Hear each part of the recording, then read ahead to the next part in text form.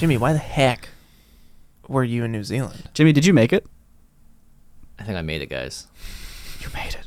Sometimes we came up with this saying last week when we went skiing, which is you definitely made it then. Sometimes at the top of the mountain. Okay, good. Yeah, sometimes you just gotta get it. I credit Alex Wasabi with that one. I think he's gonna turn it into his next catchphrase. But that's great, dude. Yeah, I was in New Zealand for 6 months. So last December of 2017, which is almost 2 years now. Year? Yeah, it's like a little over a year ago. I found out that I was going to be a part of the live-action remake of Disney's Mulan. It's going to be the second. It is the second movie ever to be directed by a female with a budget of over $100 million. Wow. The first was Ava DuVernay with A Wrinkle in Time, I believe. And this is by Nikki Caro, who is an incredible New Zealand director. She did movies like Whale Rider. She did The Zookeeper's Wife. There was a Kevin Costner one about running McFarland USA. So she's done a lot of stuff. Amazing director. And I found out, I auditioned for it last November, and not this last November, a year before that. And I found out around December, but I couldn't say anything until I left, basically. And then after I left, I couldn't even say anything until it was announced, which was last August. So I waited 8 months to tell people. But I was in New Zealand for 6 months filming this live action adaptation. I play the character of Ling, who, if you guys remember the original, there are 3 army friends that Mulan has. One of them looks like Baymax. One of them is short with a black eye, and then one of them is the skinnier middle person that is always lovey-dovey. And so that is the character that mine is based off of. That's great, dude. Yep. So that was a very intense period in my life. 6 months. Other people on the cast list that you may recognize. So Mulan is played by a Chinese actress named Crystal Liu, or Liu Yifei, who is a very famous Chinese actress. The Emperor is played by Jet Li, everyone's favorite. Oh, snap. And the Commander of the Army is played by Donnie Yen. And then there's another character that is sort of the cohort to the bad guy, and she is played by Gong Li, who's another really famous Chinese actress. And the bad guy is played by Jason Scott Lee, who is a famous American actor. He played Bruce Lee in Enter the Dragon. Dragon, the Bruce Lee story, I think is what it's called. What was that like? That's a question. That's a broad question. That's a broad question. Hold on, that was a throwaway. Hold on. So I thought Jackie Chan was in it too. Jackie Chan is not in it. Jackie Chan's in another movie that I'm doing. It's called What? What? It's gonna be a big year for Jimmy Wong coming up, everybody, in 2020. Dude, sometimes you just gotta get it. Sometimes you just gotta get it, Clint. That's what I'm, dude. Yes, I'm gonna use that. I'm gonna start using that. Sometimes, but the best part about that sentence is that it's just sometimes, right? Other times, no, you don't want to get it. But sometimes you just gotta get it. That's the sometimes makes that work. It makes it sound like it's just something that you voluntarily do once in a while. Yeah, and it's you make the decision. So the other movie that I'm in is called Wish Dragon. It's an animated movie by Sony Pictures Animation. It's gonna be released worldwide as well. So that's basically a modern retelling of the Aladdin story of a boy that finds a lamp, in this case a magical teapot that has a genie inside, in this case a wish dragon, and he spends those 3 wishes trying to reunite with someone in his past. And the wish dragon is Jackie Chan? The wish dragon in the Chinese version is Jackie Chan. In the American version, it's played by John Cho. I feel like this is going to be the good Aladdin. This is going to be the good one. Seeing as I represent another Disney movie, I have no comment on the current Aladdin that's coming out and blue Will Smith. Dude, he just blew himself. Yeah, I know. I just love the Tobias Funke comparisons that come up from Arrested Development. So Jackie Chan actually has a small voice role in the American version, but his company Sparkle Roll, or the company he's associated with, Sparkle Roll, had a part in producing it, so that's why he's going to be a part of the Chinese language version. Totally. Dude, that's amazing. So this is for as far as I know. And again, my knowledge is limited as an actor, but that's what I've heard and know. Dude, it's going to pop off for you and I suppose so. Sometimes you just got to get it, man. Do you know how distracting it's going to be watching Mulan and seeing you on screen? Me on screen. It's going to pull me right out of the film. Jimmy, you're ruining my live-action Disney experience. What are you going to think about? What memories are going to come up when you see me just, doing my thing? Dude, just Ted Wong. The friggin', I'm going to get so amped, I'm going to scream, and I'm going to be like, Jimmy! I want to organize a bunch of screenings here in LA where we can all go watch it together, because a lot of the actors live in LA too, so we can all go watch it together. Just rant and rave the whole time, dude. Yeah. hoot and holler. We'll hoot, dude. But yeah, so that was an amazing experience. Obviously, not only was the director female, but so was the director of photography, the first AD. It was actually, and the costume designer. And it was a very much a female-led and completely Asian cast, right? So like it was groundbreaking in a lot of different ways, and it was really awesome to see it just get put all together because I think everyone had that shared. It's the kind of thing you want, where everyone knows they're in it for this thing together. What was the hardest day on set? The hardest day on set, there were 2 really hard days, and of course, like actors, we were spoiled crybabies about both of them. We only had 1 night shoot, right? Oh, really? Normally, there's a lot of night shoots on movies like this, but there's only a couple of times where it needed to be nighttime. And one of them, it was raining, it was muddy, we had boots on that weren't necessarily fully waterproof. Because, I mean, look, I could have the most waterproof jacket on in the world, but if you soak it in water for long enough, it's not going to be waterproof. Yeah. And so we kind of got to that point, and it sucked because every time the rain came, you'd have to stop because it would be on camera. You had to wait for the rain to clear.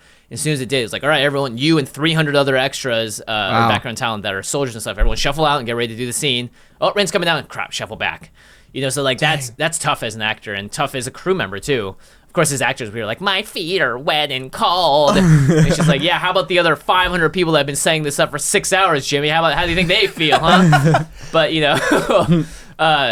so that was crazy. It was also the biggest day I've ever been on set. I think there were like 600, 700, maybe even 800 people there that day. It was crazy How do many you people manage were that on set. many people? I don't know. You tell me how you manage that many people. Credit goes to Nikki and the first AD and everyone else for figuring it out. Because the shoot still ran with they did what they had to do. They got the shots they needed to get. It was just a long night, right? Yeah. And as someone that's not the lead of a movie, you're a lot of times you're reacting to stuff. You're trying to be in the moment. So that's tough too, to like keep your mental capacity at a pristine level when it's 3 a.m. and you're freezing and all this other stuff. But that's kind of what being an actor is. So I can't actually complain. So it was a hard night. But I think it was one of those character developing ones. And obviously huge credit goes to everyone that actually worked really hard to make sure it happened and went off without a hitch. Was there a place that your mind went to when you were freezing and cold and you're like, I have to perform, but like... Yeah, I think it was just seeing the fact that you are that part twin bunk bed. That twin bunk bed that you started in. I don't know, this maybe goes back to the whole thing that Brandon said when he saw the trailer on set. For me, it was like, not only are you walking onto a set with a trailer, Jimmy, you're walking to a set where 400, 500 other people have been working their asses off to make it so that you can be in front of the camera and you can have your face there. And you're also surrounded by, hundreds of background talent that have been training as well to be a part of this movie. And they're all local talent from New Zealand, and they're all Asian, and they all understand just as much that this is an important moment of representation for them and for everyone else that's going to see them on screen. They have pride. They're not complaining. Why the hell are you complaining, Jimmy? So like there was a lot of different things that went into it, like you gotta just you gotta get rid of any negative thoughts in your head right now, because you have to trust the process and trust that everyone out there is doing what they can to make this the best they can, and that you're going to be a part of that. So you should put your best foot forward. And so my mind often went to that place, which is gratitude, empathy, and also just like very happy to be there overall, because it was unlike anything I've ever done before. And that again was like the magic of being an actor and seeing a trailer on set. That moment for me, again, it's just interesting how different that can be to different people. For me, it was just like, this is eat your humble pie. Like how many people get to do what you're doing right now? Don't.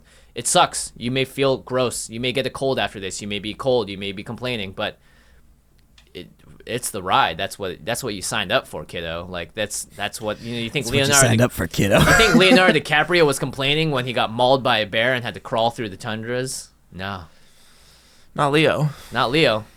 So I mean, I think that it's a lot of character formation stuff, and being able to do a movie with people for 6 months, right? Like 2 months of just actual training, meeting with people and learning lines and doing all that stuff.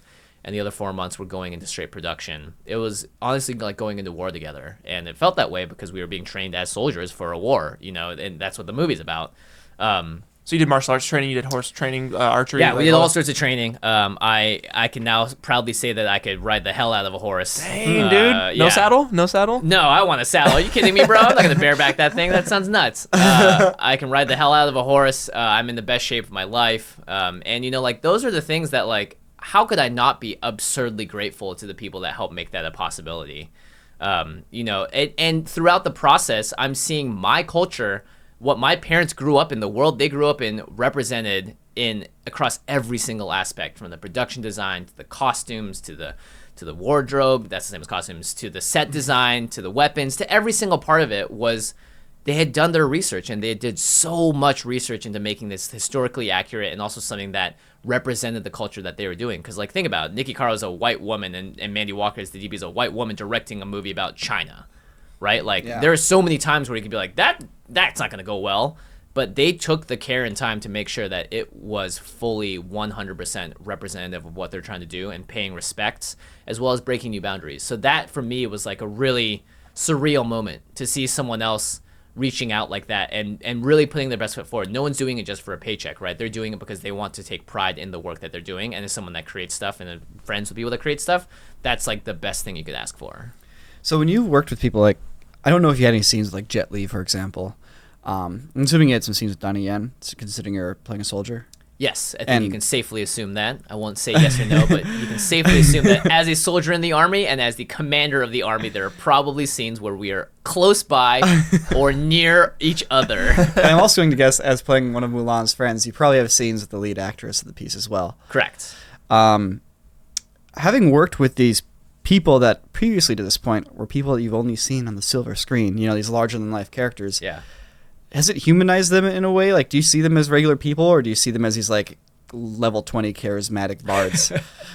It's crazy. I came to love every single person I worked with. It was very much like a family where you hate some people, but you love them. You know what I mean? Like, I'm sure it's the same for you and Sam, right? There are points when you're just like, ugh, there he goes again, or he does the same for you, but at the end of the day, you would jump in front of a bullet for that man, right? Well, maybe not, based on that rant, no? Fast-moving baseball. Like a 90-mile-per-hour fast pitch. Nice, yeah. Ooh, that Might would crack hurt. a couple bones, but it won't actually murder you. Yeah, I'm down with that. So getting to interact with all of the cast and crew in that way, I think, was really important because it did humanize everyone. We got to spend a lot of time with these people offset when they weren't in work mode, where they weren't there and, focusing on what they needed to do. And obviously everyone needs to take, I think some of the people, everyone treated it differently. Some people didn't really like to hang out as much. Other people only went out for special occasions. But when you did, it's I got this question on Instagram the other day, and I understand why people ask the question, but I detest it, which is like, how does it feel to be famous? And for me, that question it gets me like, hot and bothered because, now that I've been, so Lily Fei, for instance, she's been doing movies since she was 16 in China. And she's one of the biggest stars there by far. She has 56 million people that follow her just on her Facebook equivalent. Wow. Right? Like, Logan, reality check, buddy. So, this is the kind of person that we would go out occasionally, all of us as a group, maybe to get ice cream or something, and you could just see people having a freak out once they recognize who she was. And this is in New Zealand, where there are Chinese people there, but it's not the main population, not by a long shot. So you could tell that there was obviously like that kind of pressure on that person to, maybe that's why they don't want to go out so much, is because people would come up and, you want pictures, signatures, all that stuff. And you can tell like, it's intrusive. It sucks. And we've all been in that position, but we are in that position when we like go to VidCon. Yeah. To places where people know they're going to see us. Or it happens like once a month. Once a month. We happen to like be walking through a mall or a place that has our target demographic. This person literally can't go anywhere without people freaking out. Dude, that life must be crazy. Yeah, and so when people ask me the question, like, what's it like to be famous? And I've been able to hang out with people that are of all different influential levels and different celebrity levels and stuff, I just see humans. I just see people that grew up, were born the same way you and I were, raised in pretty similar settings, suffered the same stuff, maybe had the same embarrassing moments happen to them. And I think at the end of the day, that's the takeaway I had about all these people, is just like, at the end of the day, they're as human as the rest of us. And these are people that grew up in a completely different society in China that's completely different culturally than America, but they're still just baseline humans at the end of the day. And I think that's the thing that resonates with me the most when I get asked that question, which is like, I don't want to consider myself more special than any of you, because it doesn't make me feel good, and I'm sure it doesn't make you feel good either. No. Like, we're all in this together. It's the same sort of thing we harkened back to earlier in the show, which is like, it's all a group effort here, guys. Like, we're all humans. We're all going to feel the same way about a lot of stuff, and ultimately, like, empathy is the thing that I learned a lot from hanging out with these quote unquote mega stars. That's It's awesome. just that like they're just as human as the rest of us. They like to laugh, love, and enjoy life, and talk about things and interact, and not be treated or put on a pedestal. I think where you get a lot of what happens with divas is that people put celebrities and stuff on a pedestal and start letting them get away with things, and as a result that deteriorates their behavior over a longer time. And from what I could tell hanging out with these people, that you could always see elements of how that's happened, and you can also just see that they're humans at the end of it. And if you treat them like a human, you're gonna just blow right past all of the things that may have created bad behaviors in people. And I even felt myself going down the diva route, right? I was number 11 on the cast list, I think, and who knows, that might change. These things always switch around, but it was enough that people knew who I was whenever I walked in anywhere, and if I asked for something, I generally got it. Wow. So, I felt myself going down the road very slightly, and I was very quickly like, whoa, I can't do that anymore. Whereas like, I'd walk into a place or I'd need something, and I asked for it in a way that was not Jimmy. Yeah. I asked for it in a way that was like actor that needs his thing. My shoes are too tight. My feet hurt. They're cold. That sort of stuff that like normally you would just like I think a lot of the times it was just I had to see other things happening for me to realize in context of my own actions how I was like, oh, I don't like how I acted in that way. For instance, on that night it was really cold and wet and rainy. All these other people behind me, hundreds of people that have been training and are doing it for low pay comparatively, right, to what like the big shots or whatever they're gonna make, and they're all there not complaining, smiles on their faces, interacting with each other, having a blast. They're working on an incredible movie, and here I am, in my little actor circle, being like, this is sucky. And it's like I don't want to be like that. Dude, what a check, man. You turn behind you and So there's 300 people who are just like happy. There were a lot of checks, honestly, doing a movie like this on this scale for the first time. And I would say I'm pretty used to production, right? I've done a lot of different things on different sizes. I've been on different movie sets, TV sets, all that stuff. And this being in another foreign country was just something unlike I'd ever experienced before. So there were a lot of times where I felt embarrassed about how I acted in a scenario and felt, I didn't handle that right at all. How can I make amends? How can I make it better? And a lot of the time it was just do your job, bro. Yeah. We hired you for a reason. Do that job. Try to make it easier for everyone, sure, but ultimately you're here to do that job. So try and do that. And I think that was the big takeaway I got from all that. That's cool, man. It makes me really happy to hear you say that. Cuz I mean, you're one of my best friends. Oh, and like to see my friends like with that awareness and that level of humility, like that's awesome. I really respect that. It's great. It's tough. I think one of the things I learned too is we trained intensely for 2 straight months before we even went into filming, and we're talking some of the hardest physical training I've ever done in my life. You might say they made a man out of me. I learned that so much of the battle that we fight is mental, because a lot of times our trainer we're working out crazy, right? And the trainer would go up to you, and let's say, Clint, imagine you're in one of your really hard workouts, or a yoga class where you are at the breaking limit. Yeah, totally. Clint, on a scale of 1 to 10, where are you? 10 being you've passed out. I've been to like an 8. An 8? Yeah, like Okay. about to throw up. If I keep going, I'll throw up or something. Like I'd say that's closer to like 9, 10 if you're about to throw up. Okay. So let's say that you had just started doing yoga, and I asked you the same question. Clint, where are you right now, 1 to 10? Oh, I'm at a 10 right now. Like I'm maxed out. Right. So when we first started asking that question to us, we were like, oh, he's doing it so that we can tell him where we feel and gauge it. Yeah. But what I realized over time is that he wasn't asking the question for him to know. This is a top level trainer coach. He knows exactly what you're going through and what your limits are. He's asking because he wants to know where you're putting yourself at that exact moment. Yeah. Right. So like if you think I'm at a 10, he's like, this kid's at a 5. But okay, that's what he thinks. And that's his mental state, and that's where I have to work as a coach / trainer to get them to wherever they need to go.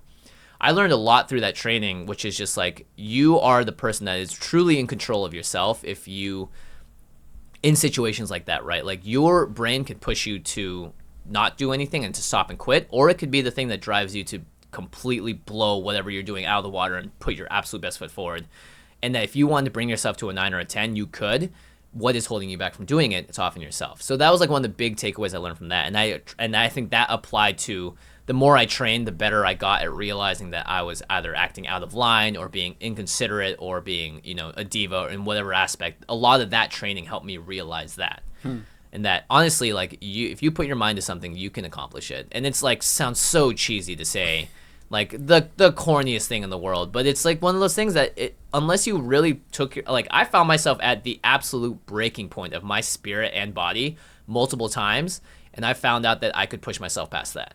That's awesome, dude. Right? And so that lesson is something that I will apply for the rest of my life, which is like there will be times when things get real bad.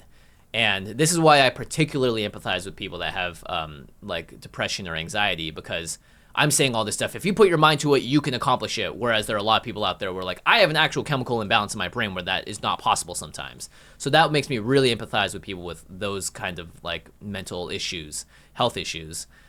But it's something that I'm going to try and apply for the rest of my life and at least preach to other people, which is like, it really is a battle between you and your own mind. When you are losing and when you're stopping a workout, who's winning? Who are you letting take control? And it's often your brain telling you, I don't want to do this anymore. So for me, it's like that was a big part of learning, okay, Jimmy, you acted out of line here. How can you make this better? How can you control yourself? How can you make sure that you don't take the same missteps that you did last time and reframe this? It's all in your head, right? Your head drives your action. Hey guys, if you like that clip, then go ahead and hey, if you guys like that clip, then go ahead and click the video to watch the full thing and all of its glory with Jimmy Wong. Jimmy Wong. How do I end that?